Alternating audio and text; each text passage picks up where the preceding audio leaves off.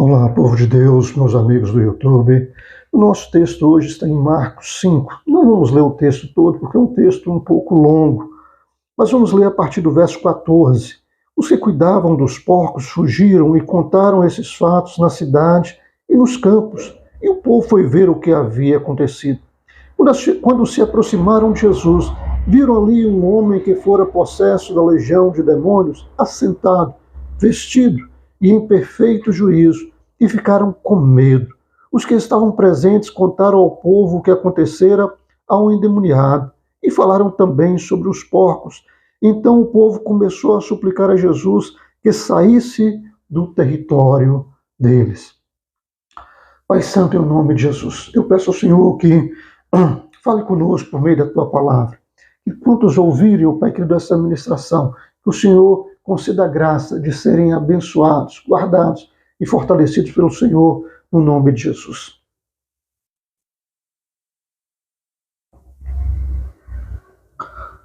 Bom, meus irmãos, meus amigos do YouTube, antes da gente dar curso, né, à nossa ministração, eu gostaria de pedir a você que tenha entrado em contato com as nossas ministrações.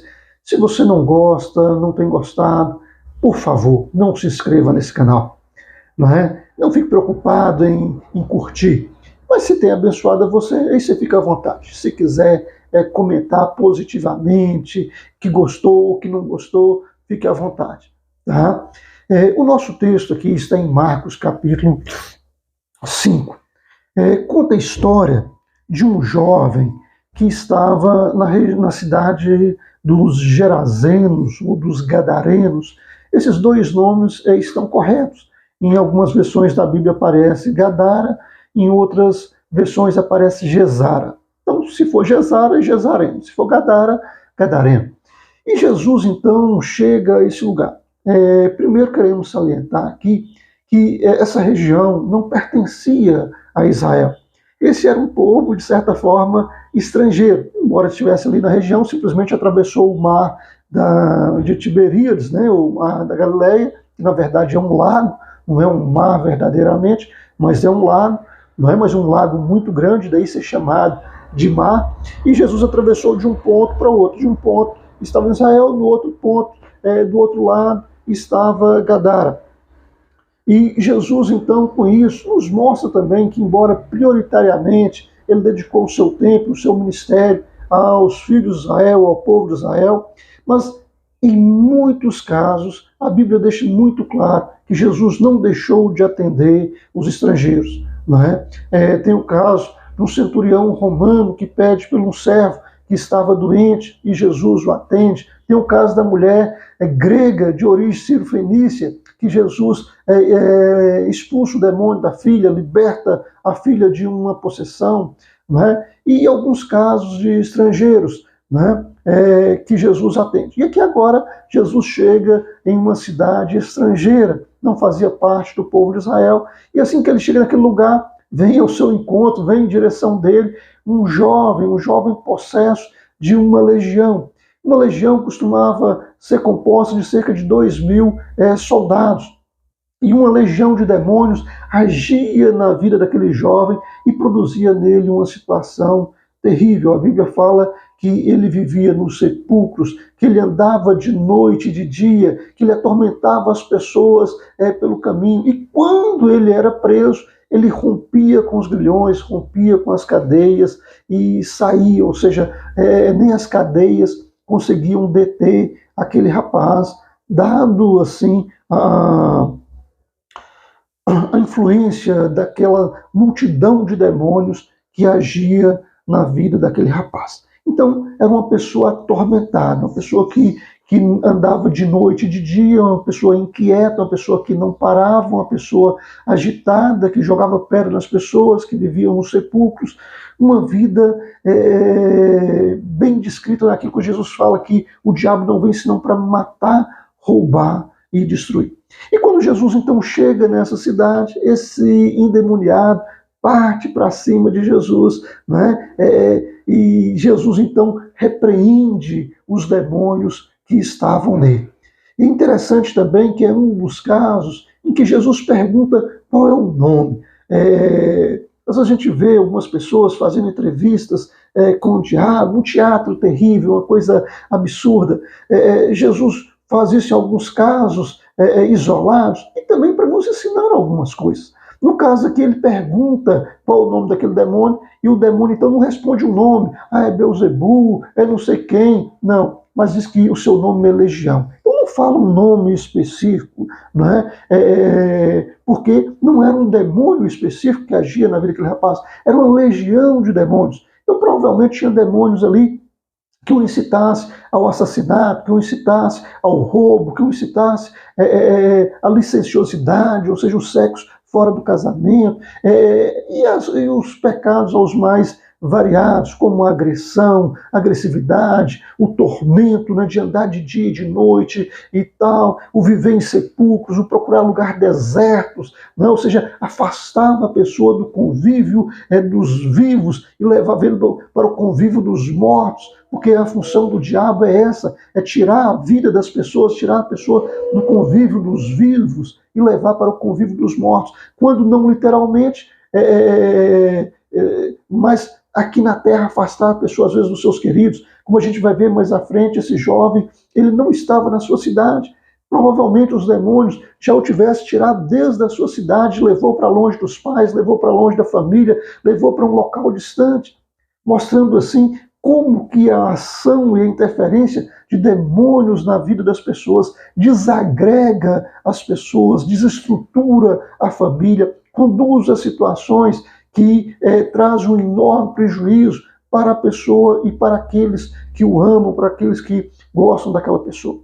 E Jesus, então, né, pergunta qual o nome, ele diz que é legião. Jesus, então, espelha, quer dizer, mande que eles vão embora.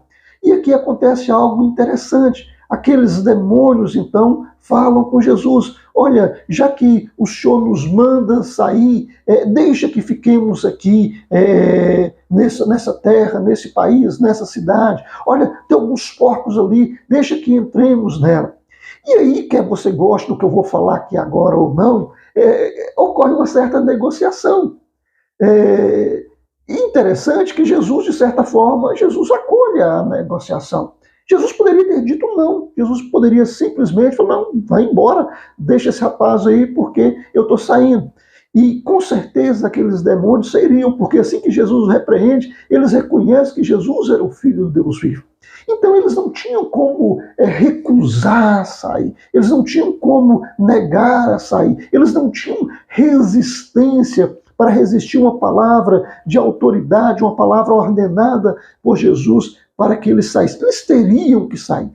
E aí você pode pensar, então, mas por que Jesus permite aquela situação? Por que Jesus permite aquela negociação? Por que Jesus permite essa... Não é? E aí, mais para frente, nós vamos entender o porquê disso aí. E Jesus, então, permite que eles entrem nos porcos, né? E eles, então, entram naqueles porcos e conduzem aqueles porcos a um abismo. E mata toda aquela manada de porcos. Os porqueiros, as pessoas que tomavam conta dos porcos, apavorados com a situação, correm até a cidade. Então isso aconteceu na zona rural, né? Não aconteceu dentro da cidade, dentro da aldeia, mas aconteceu na zona rural, no campo, né? E os porqueiros então foram à cidade e contaram: olha, aconteceu um negócio lá esquisito, seus porcos, a gente não teve como fazer nada e tal. E quando as pessoas vêm da cidade para ver a situação, eles encontram aquele que antes era endemoniado, que antes andava agitado de um lado para o outro, que de noite e de dia andava, agora ele estava sentado. Aquele que antes andava nu, porque a ação dos demônios daquela pessoa o conduzia à licenciosidade, ou à imoralidade, e às vezes andava nu, mas agora que teve um encontro com Jesus, agora que fora liberto por Jesus, ele estava assentado. Irmãos, a transformação que Jesus faz na vida de uma pessoa, ela é extraordinária. Se por um lado Jesus fala que o diabo não vem senão para matar, roubar e destruir, o texto seguinte, o versículo seguinte, ele diz: eu vim para que tenham vida e a tenham em abundância. Jesus veio para desfazer as obras do diabo.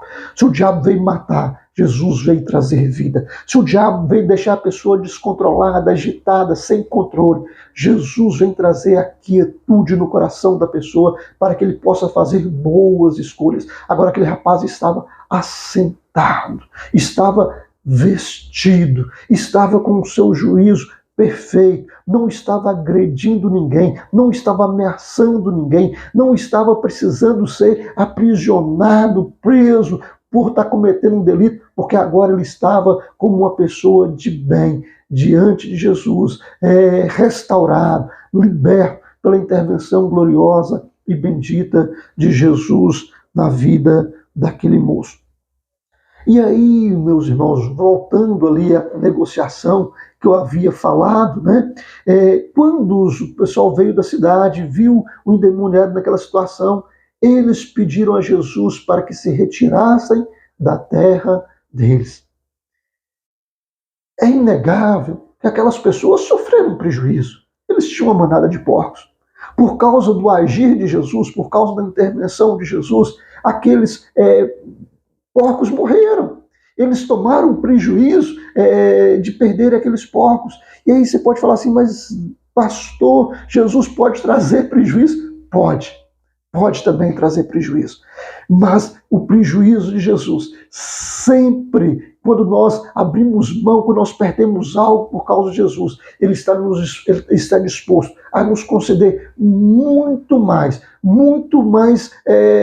recursos, muito mais coisas importantes do que aquilo que nós perdemos por causa da intervenção de Jesus. Por causa da intervenção de Jesus, tem pessoas que perdem ali o grande lucro com as drogas. Por causa da intervenção de Jesus, muitas pessoas perdem financeiramente muitos recursos, porque estavam envolvidas com o tráfico, porque eram pessoas contratadas para assassinar outros, para tirar vidas. E ao teu encontro com Jesus, Jesus produz esse prejuízo financeiro na vida da pessoa.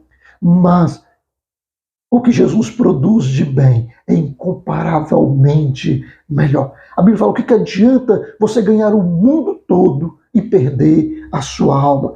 Então aquelas pessoas realmente sofreram o prejuízo dos porcos, porque para Jesus uma alma vale mais do que o mundo todo. Para Deus, uma alma que é resgatada, que é liberta, que é tirada das trevas, que é tirada do domínio do diabo e que passa agora por livre escolha seguir no caminho do Senhor, essa alma para Deus, ela vale mais do que o mundo todo. E qualquer prejuízo que você tome em decorrência da intervenção de Jesus para libertar alguém, se você se coloca diante de Deus, Ele vai te conceder muito mais. Mas o interessante, meus irmãos, que aquelas pessoas imediatamente nem pensaram de como que eles poderiam recuperar o prejuízo ao acolher Jesus, ao receber a orientação de Jesus, ao ter Jesus guiando as suas vidas, mas eles pedem Jesus para que se retirem da terra deles. E aí você vai entender a negociação dos demônios. Quando os demônios viram para Jesus: se nos espere, não nos mande sair deste lugar. Tem lugar, meu irmão, por mais doloroso que seja dizer isso, tem lugar que as pessoas gostam de demônios. Ainda que Jesus mandasse aqueles demônios embora, as pessoas são livres para chamar os demônios para voltar. E quando eles chamam, os demônios voltam. Tem pessoas que gostam de demônios.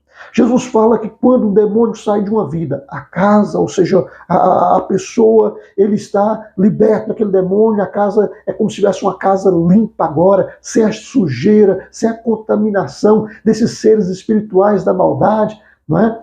Mas que se essa pessoa, ele não preenche essa casa com a presença de Deus, com os valores celestiais, com os valores do reino de Deus, aquele demônio que saiu vem e traz outros 7 demônios piores do que ele e vem tomar conta da pessoa, de maneira que o estado daquela pessoa se torna pior do que o estado anterior, porque aquela pessoa abriu portas para que os demônios agissem na sua vida.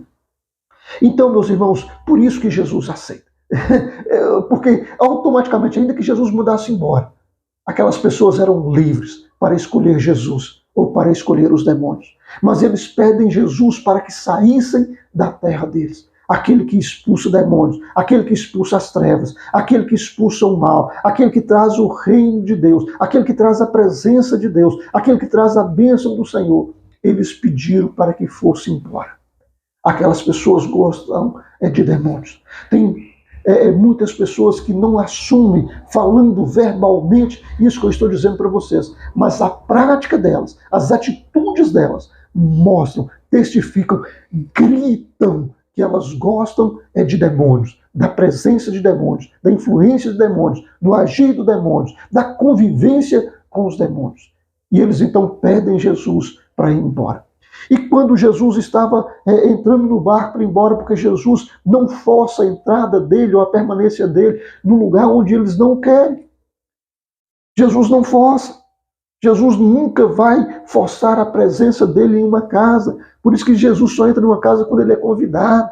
Ele não força, por isso que ele diz: eis que estou à porta e bato. Se alguém ouvir a minha voz, abrir a porta, eu entrarei em sua casa, cearei com ele e ele comigo.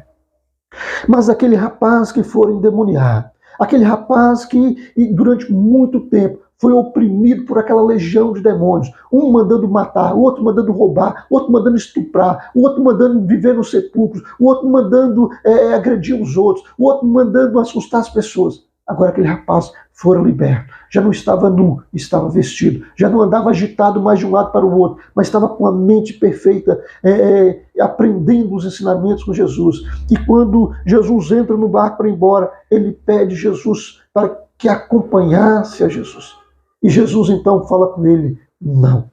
É outra coisa difícil aqui que às vezes as pessoas têm dificuldade de entender. Jesus podia ter deixado aquele rapaz seguir. Aquele rapaz passou por uma transformação, passou por uma mudança radical e profunda. Jesus podia ter o recebido no barco. Mas a missão que Deus tem para a vida de cada um é diferente. Algumas pessoas são chamadas a sair para fora, para ir para uma outra cidade, ir para um outro estado. Aquele rapaz estava longe de casa. Aquele rapaz há muito tempo, guiado e influenciado por demônios, ele estava longe de casa, perdido. Talvez os pais nem soubessem mais da existência daquele rapaz, se ele estava vivo ou se ele estava morto.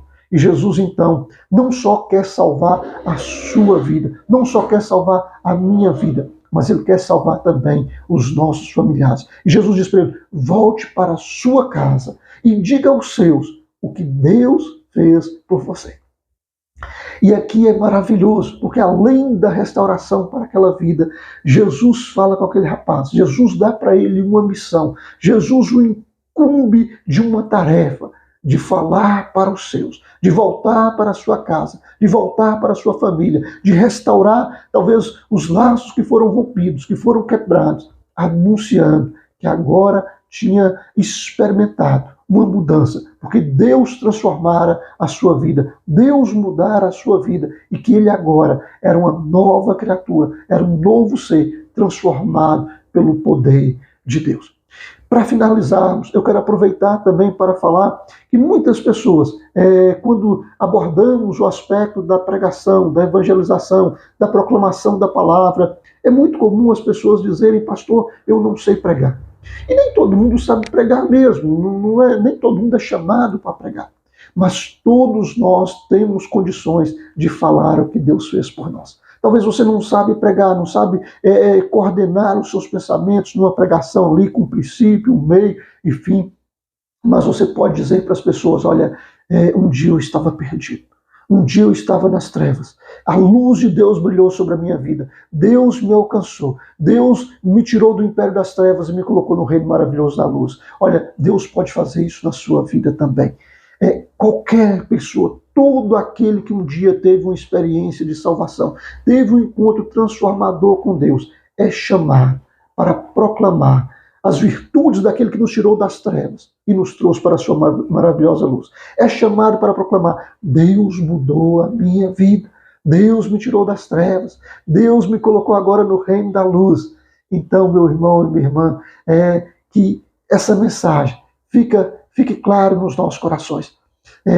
O fato de Jesus ter negociado ali, não é porque Jesus negocia com demônios, é porque ele sabia que naquele caso em específico, ainda que ele mandasse sair, o pessoal ia chamar os demônios e eles iam voltar. Jesus sabe de todas as coisas, mas Deus liberta. Deus tira o pobre do pó. Deus tira do monturo do necessitado. Deus transforma vidas para que essa pessoa agora, na luz do Senhor, possa levar essa luz para que outros também possam ser resgatados. Um forte e grande abraço. Que Deus em Cristo te abençoe. Fique com Deus e até a próxima.